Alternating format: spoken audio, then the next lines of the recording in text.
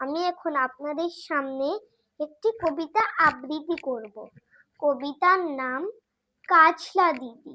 কবি যতীন্দ্রমোহন বাগচি।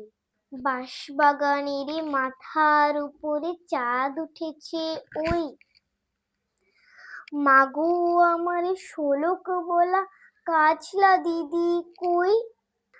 পুকুর ধারে নেবুর তলে থোকায় থোকায় চোনাই চলে, ফুলের গন্ধে ঘুম আসে না, একলা জেগে রই। সেদিনে হতে দিদিকে আর কেনই বা না ডাকো, দিদির কথায় আঁচল দিয়ে মুখটি কেন ঢাকো। খাবার খেতে আসি যখন দিদি বলে ডাকি তখন, ও ঘর থেকে কেন মার দিদি আসে নাকো।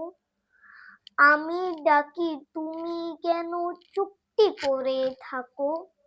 বল মা দিদি কোথায় গেছে, আসবে আবার কবে। কাল যে আমার নতুন ঘরে পুতুল বিয়ে হবে।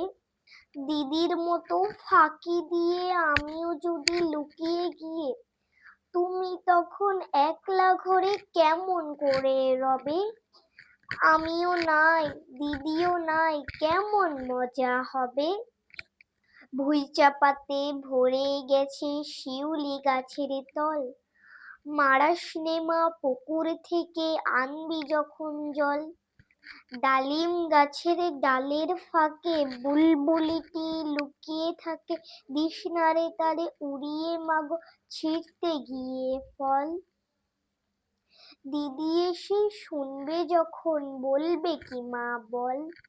বাঁশবাগানের মাথার উপরে চাঁদ উঠেছে ওই, এমন সময় মাগো আমার কাছলা দিদি কই।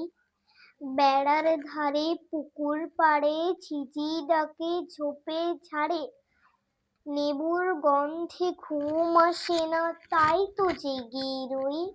রাত হলো যে মাগো আমার কাছলা দিদি কই।